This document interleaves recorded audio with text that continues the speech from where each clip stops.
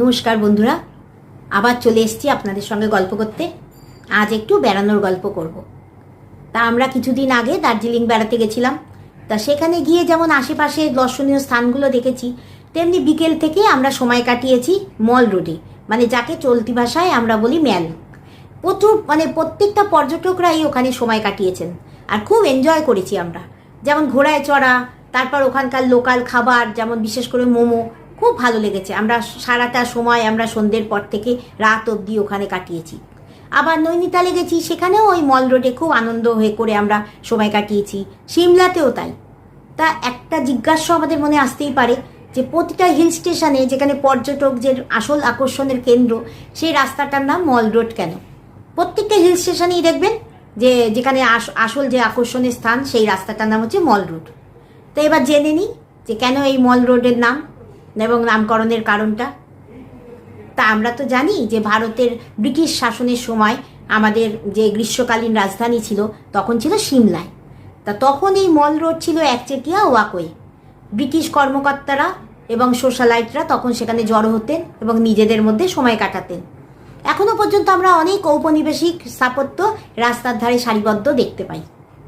17 শতকে আবার এই যে মল রোডের মল না কথাটির অর্থ ছিল প্রমেনাড, মানে রাস্তার একটি অংশ, মানে যেখানে ছুটির দিনে সাধারণ মানুষ এসে সময় কাটাতে পছন্দ করতেন। আবার 18 শতকে এই মল রোড হয়ে ওঠে মিলিটারিদের আবাসস্থল। তখন আবার এই মল রোডের অর্থটা পাল্টে যায়। তখন আবার মল রোডের অর্থ হয় যে বিবাহিত দম্পতিদের বসবাস স্থান।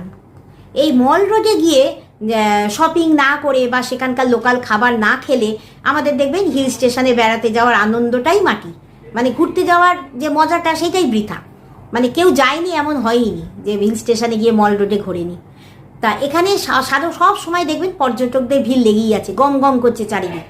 তাই জন্য এখানে জরুরি যে যানবাহন সেগুলি ছাড়া অন্যান্য যানবাহন সচরাচর এখানে চলাচল মানে বারণ করা থাকে, মানে এখানে চলাচলের কোনো রকম অনুমতি থাকে না।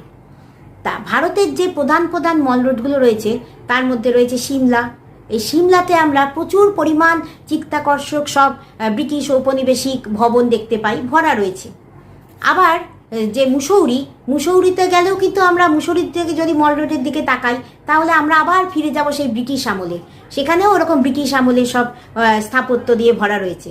আবার মুসৌরির যে মল রোড, সেখান থেকে নিচের দিকে তাকালে পুরো দুন উপত্যকাটা আমরা ভালোভাবে দেখতে পাই। আবার যে দার্জিলিংয়ের মল রোড, সেখানে রয়েছে প্রচুর সুন্দর সুন্দর সব অ্যান্টিকের দোকান, মানে এত সুন্দর যে আপনি গেলে দেখবেন আপনার খুব ভালো লাগবে। আবার রয়েছে ওখানকার লোকাল খাবার, তারপর লোকাল যে মানুষজন তাদের হাতে বানানো উলের সব জিনিসপত্র, এই সমস্ত বিক্রি হচ্ছে। তারপর ওখানে যে চা বাগানগুলো রয়েছে তার প্রত্যেকটি চা বাগানের বিভিন্ন চা পাতা ওইখানে দোকানগুলিতে পাওয়া যায়। আবার যেমন নৈনিতালের যে মল রোড, সেটি কিন্তু নৈনি যে লেক রয়েছে তার একদম বিপরীতেই। সুতরাং সেখানকার দৃশ্য আরও সুন্দর হয়ে উঠেছে।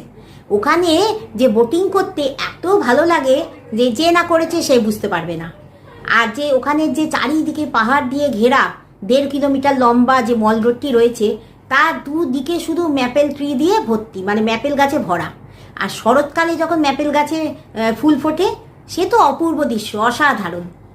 আবার যে দেখুন আমরা মানালিতে যাব, মানালি মল রোডেও কিন্তু রয়েছে ওখানকার যে হস্তশিল্প, সেখানকার প্রচুর মানে ওখানকার যে লোকাল হস্তশিল্পর যে মানে হস্তকলা শিল্পগুলো রয়েছে সেখানকার অনেক শপ রয়েছে। আবার ওখানকার যে নিজস্ব যে ওখানকার ঐতিহ্যবাহী উলের জিনিসপত্র, সেগুলো সব ওই মল রোডের ধারেই, ওই যে মানালিতে মল রোডের ধারেই আমরা দেখতে পাই।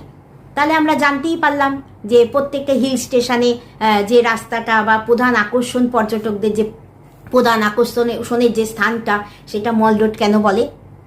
তাহলে এবার আসি, আবার আমি পরবর্তীতে আরেকটি গল্প নিয়ে আপনাদের সামনে আসব। যদি ভালো লাগে অবশ্যই সঙ্গে থাকবেন। আর যদি কিছু জানার হয় বা আমার থেকে জানতে চান তাহলে আমাকে কমেন্ট করে জানাবেন। তাহলে সকলে ভালো থাকবেন। নমস্কার।